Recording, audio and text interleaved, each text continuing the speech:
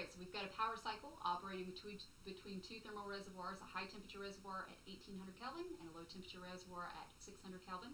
We're given 4 different cases and we want to find out if the cycle is reversible, irreversible, or impossible. So first thing I'm going to do, let's look at part A and let's kind of get our bearings, draw our simplified diagram of the power cycle. We've got a high temperature reservoir at 1800 Kelvin, low temperature reservoir at 600 Kelvin. Remember, you want to put those temperatures in absolute temperature units if you're going to do any calculations. So if you're in SI units, put it in Kelvin, right? And if it's in English units, you need to put it in degrees Franken. And then in the middle, we've got our power cycle. So it's receiving heat at a rate of Q dot N or Q dot H, and it's rejecting waste heat to the low temperature reservoir at a rate of Q dot out or Q dot L. At some point in that cycle, it's going to require some amount of power output, and hopefully what you get is a big power output because that is the whole point of a power cycle. And in this particular case, case A, we're given what Q dot H and Q dot L are. So for any cycle or process to be possible, it cannot violate the first law of thermodynamics. So what the first law tells us for a cycle is that the Q dot net in has to be equal to the W dot net out. If you need a refresher on why that is, watch the video on thermodynamic cycles. And then if that first law is not violated, we say, or if it is violated, we say it's impossible, it's an impossible cycle. But if it's not, then we want to check and see if the second law is satisfied or if it's violated. So second law gives us limits on the thermal efficiency of a real-world cycle. So if you need a refresher on this, watch the video on the second law limits on cycle efficiency. There should be 2 of them, and you're looking at the restrictions on the operating conditions for a power cycle.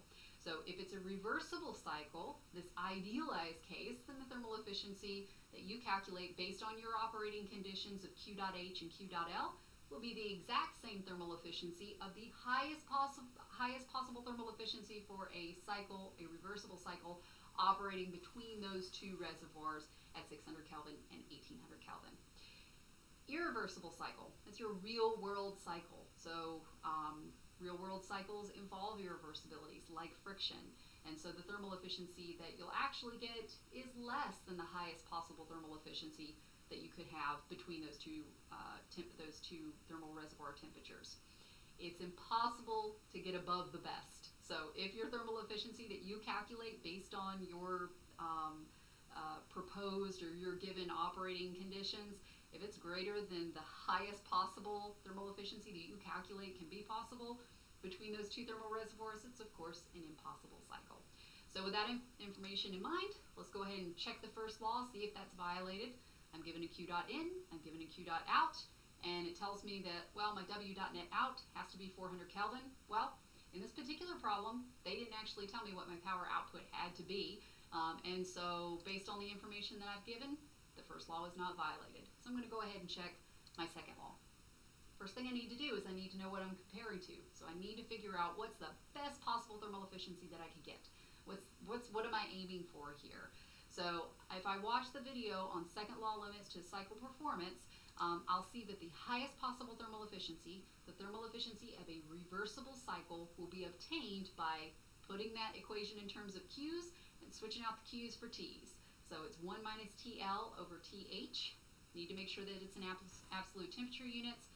We're already in Kelvin, so we're good there. And I get that the highest possible thermal efficiency for a power cycle operating between 600 and 1800 Kelvin, between those 2 thermal reservoirs, is 67%. So you can leave it as a decimal or you can express it as a percent, either one. So I'm going to keep that information there. And now I'm going to calculate the thermal efficiency based on the operating conditions that I'm given here.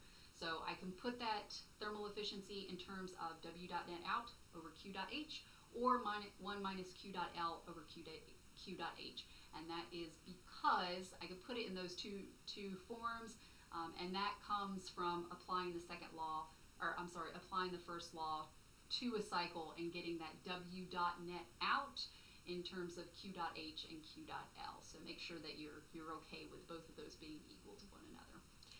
So if I plug in my numbers, I get a thermal efficiency of 80%. Can't get higher than the best, so I know that the second law is violated and it is an impossible cycle. Now I'm on to B. So this time I'm given a w.net out. I am not given the q.h, but I am given the q.l. So I'm going to do my first law check, see if my q.net in is equal to my w.net out, or more specifically, if that particular equation is violated. And because I am giving a q.h. I'm sorry, I'm giving a q.h, I'm giving a w.net out, and a q.l. So it looks like I've over-restricted my problem, right? So based on the q.h and the q.l, they cannot, q.h minus q.l is not equal to w.net out. So it looks like my first law is violated, so it's an impossible cycle. I don't even have to check what the second law tells me. I'm all done.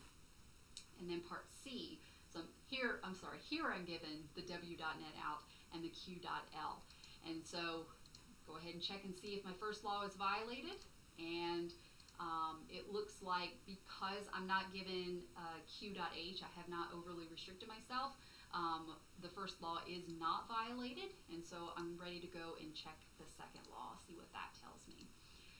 So I calculate my thermal efficiency based on the operating conditions that I've got, and you'll notice that I don't have q.h, but I can use my first law applied to a cycle to get an equation in terms of the stuff that I do know. And the stuff that I do know is w.net out, and then of course the q.out or q.l. So plug and chug, and I get 350 over 350 plus 150, which is 70%. Can't get better than the best, so the second law is violated. It's an impossible cycle. All right, let's check part D. So here I've got q.in and I've got q.out. I can check to see if the first law is violated, but of course, since I'm not given a w.net out, I haven't overly restricted myself. I haven't violated the first law based on the information that's being given, so I do need to go ahead and check and see if the second law is violated. So I calculate the thermal efficiency based on the operating conditions that I'm given. And I see that I've got a thermal efficiency of 60%. So finally, the second law is not violated. My thermal efficiency is less than the thermal efficiency of the reversible cycle. So it's an irreversible cycle. It's a real world cycle. This is a real cycle. So, okay, well, I hope that was helpful. Thank you very much for watching, and let me know if you have any questions.